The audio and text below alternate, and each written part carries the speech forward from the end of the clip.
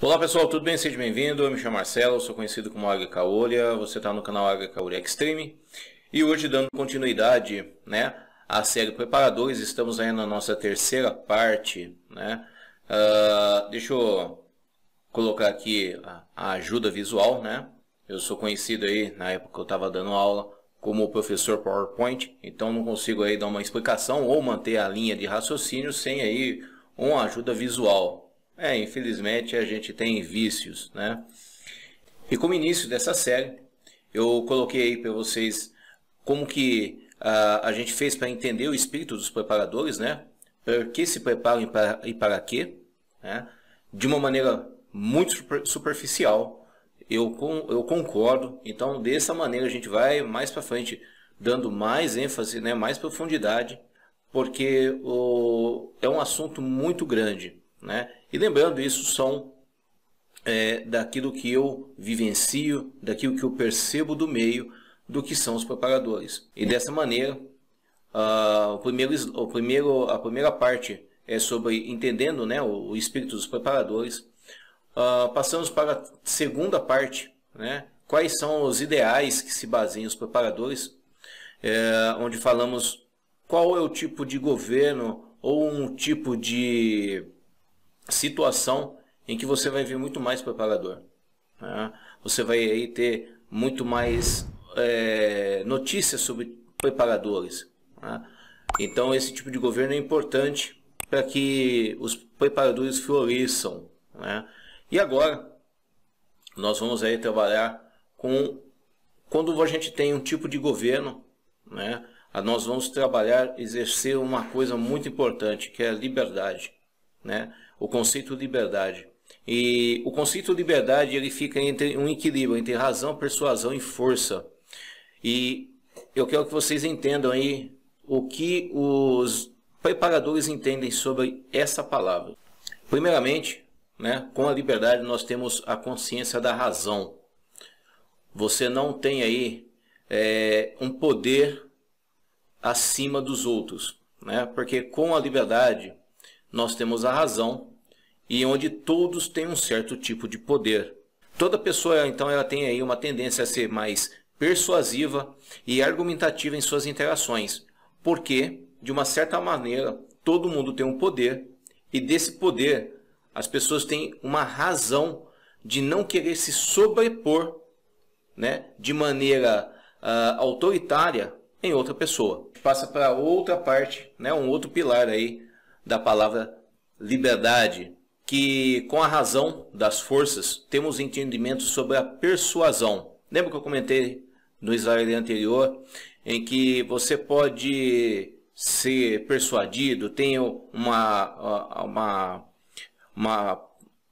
alta argumentação em torno de tudo o que a gente vai fazer, porque todo mundo tem um certo poder. Então você não pode subjugar essa pessoa. Você não vai conseguir subjugar essa pessoa pela força. Vai te dar trabalho, vai te dar problema, vai te dar dificuldade, vai te minar recursos. Então você tem que utilizar a persuasão. A persuasão, ela sempre vai te dizer que você pode ser persuadido, você pode mudar de lado, você pode fazer um monte de coisa, mas você nunca vai ser, de uma certa maneira, forçado, a fazer.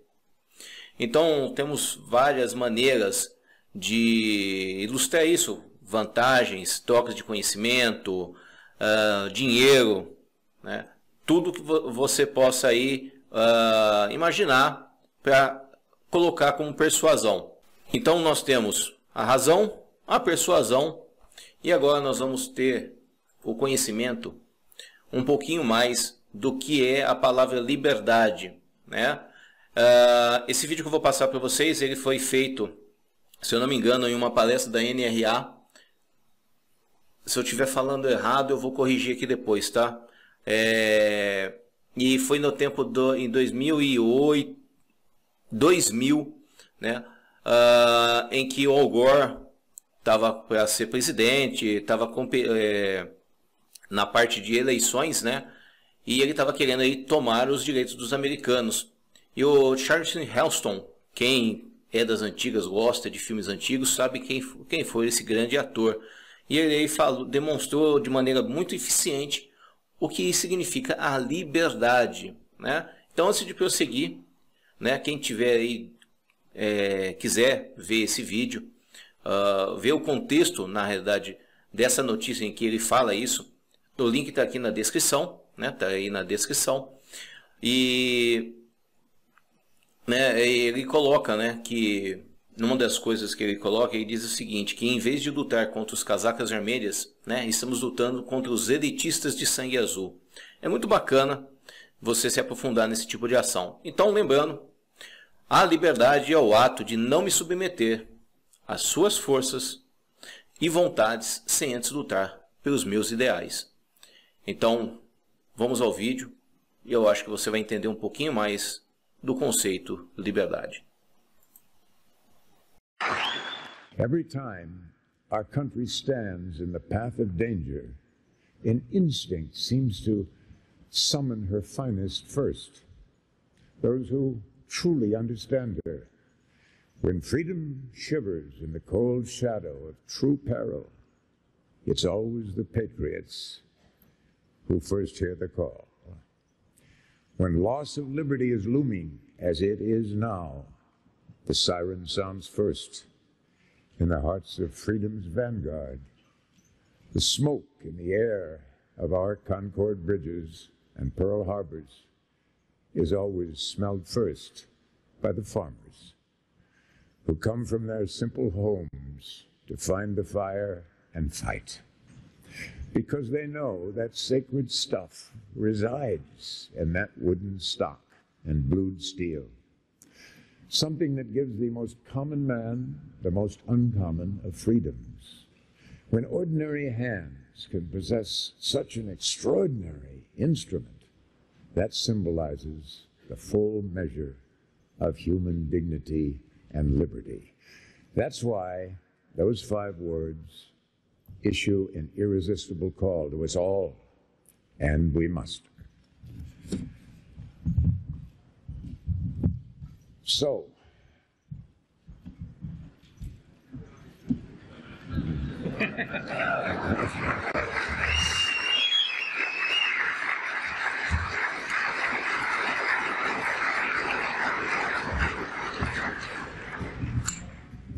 as we set out this year to defeat the divisive forces that would take freedom away, I want to say those fighting words for everyone within the sound of my voice to hear and to heed, and especially for you, Mr. Gore. From my cold, dead hands,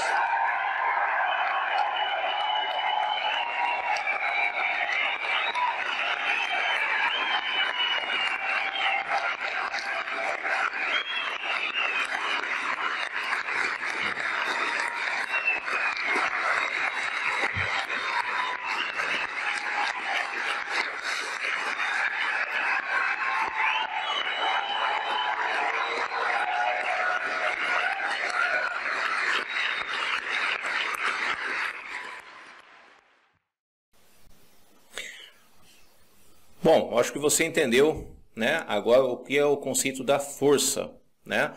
O conceito de liberdade, ele tem 3 pilares, vamos assim se dizer: razão, persuasão e força, né?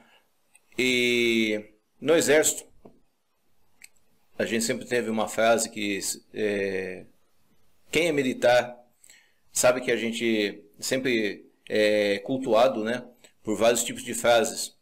E uma que sempre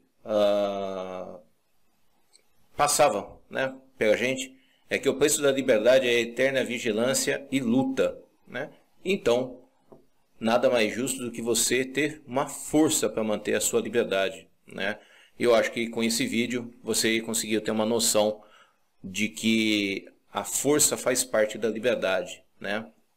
Então, finalizando, né, Benjamin Franklin disse que quando todas as armas forem de propriedade do governo, esse decidirá de quem as outras propriedades, né?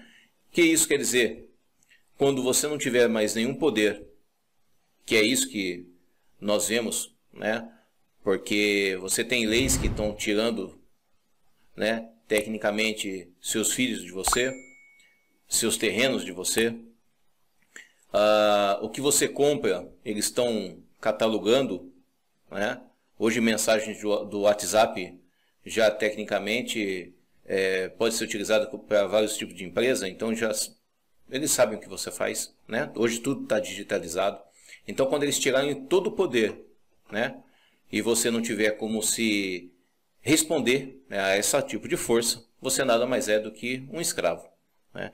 E todo preparador que se preze, que não goste desse poder, o poder de lutar por aquilo que demorou para conquistar, nada mais é do que um escravo, né? Eu falo aqui que tem aqui o preparador sem armas é um armazém para os que têm. Então, de que adianta você aí ter estocagem para 10 anos se você não consegue defender aquilo que você demorou tanto para fazer, né? Pense nisso. Pense, porque o preparador não é uma presa, né? Ele está aí se preparando para tudo, né? Não é difícil você ter um nível de preparação em todos os quesitos. Então você vai ver preparadores em vários níveis, né? Tem pessoal de nível preparação física, armamento, tem pessoas que estão se protegendo através de bunkers, através de estocagem de alimentos, aprender a plantar grãos, né? Que é um dos itens que a gente deveria também voltar à nossa raiz de saber plantar, como plantar, né? Eu acho que é uma coisa muito interessante, porque se uma eventualidade tudo para, os grãos vão acabar, porque a fome é diária, né? Então, assim, é importante a gente saber, pelo menos produzir o mínimo, né? Ou ter o conhecimento e um pouquinho de prática disso. E aí, estou finalizando aqui com vocês, né, que uma eventual quebra da sociedade ou subida de um governo tirânico, onde a razão foi sucumbida e a persuasão só pode ser obtida através da força, né, uma arma te dará o direito de exercer sua liberdade, de proteger sua família, seus insumos, seus bens, de repelir injusta agressão, de repelir invasão e, o principal, de proteger o seu modo de vida e suas crenças. Isso é o que eu entendo por ser um preparador. Se você não concorda ou quiser acrescentar algo mais, temos aqui os comentários desabilitados os comentários habilitados para que você possa aí argumentar, beleza? Agora nós vamos para a nossa quarta parte. Eu acredito que agora a gente vai ter mais duas partes e a gente finaliza, né? O que é, né, uma visão geral do que seria o preparador. Agora eu vou colocar aí os pontos nos is, né?